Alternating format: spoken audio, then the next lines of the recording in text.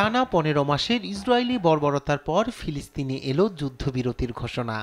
কাতার ও যুক্তরাষ্ট্রের মধ্যস্থতায় বুধবার দোহায় যুদ্ধবিরতি ও জিম্মি মুক্তির বিষয়ে চুক্তি করেছে হামাস ও নেতানিয়াহু প্রশাসন।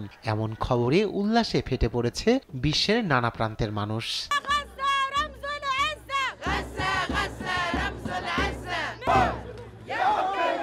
যুদ্ধবিরতির সংবাদ প্রকাশের সঙ্গে সঙ্গে উত্তর আফ্রিকার দেশ তিউনিসিয়ায় যুদ্ধবিরতি উদযাপন করতে ফিলিস্তিনি সম্প্রদায়ের সঙ্গে যোগ দেন দেশটির স্থানীয় জনগণ। রাজধানী তিউনিস সহ দেশটির বিভিন্ন প্রান্তে চলছে জনতার উৎসব, দেয়া হচ্ছে বিভিন্ন স্লোগান, নেচে গেয়ে দিনটি উপভোগ করছে শিশুরাও।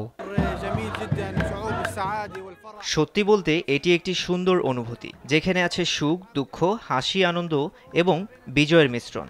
সবকিছুর পর মহান স্রষ্টাকে ধন্যবাদ। তার কৃপায় আমরা আবারও গাজাকে পুনর্নির্মাণ করব।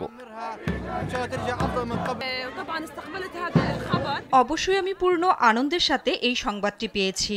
আমরা যুদ্ধবিরতির ঘোষণা উদযাপন করতে রাজধানীতে ছুটে এসেছি। আমার ভাই সহ সকল বন্দীদের মুক্তি দেয়া হোক, বন্দীরা নিরাপদে তাদের পরিবারের কাছে ফিরে আসুক, স্রষ্টার কাছে এই প্রার্থনা করি। যুদ্ধবিরতি নিয়ে মিশরের রাজধানী কায়রোতেও ফিলিস্তিনি সম্প্রদায়ের মধ্যে দেখা গেছে আনন্দ উচ্ছ্বাস। স্থানীয় ফিলিস্তিনি রেস্তোরাঁগুলোতে ভিড় জমে যায় উদযাপনকারীদের। পতাকা উড়িয়ে ও গান গেয়ে চুক্তিকে স্বাগত জানান তারা। এখানে আনন্দের বাঁধ ভেঙেছে। সমস্ত কিছুর জন্য বিশ্বজগতের প্রভুকে ধন্যবাদ। আমরা কাতার, মিশর এবং গাজা উপত্যকায় সংশয় ও সমস্যা সমাধানে সাহায্যকারী সকল পক্ষকে ধন্যবাদ জানাই। জর্ডানের বিভিন্ন শহরে রাস্তায় নেমে যুদ্ধবিরতি উদযাপন করেছেন হাজার হাজার মানুষ। ফিলিস্তিনি পতাকা এবং হামাসের প্রতিষ্ঠাতা শেখ আহমেদ ইয়াসিনের ছবি হাতে নিয়ে একত্রিত হন তারা।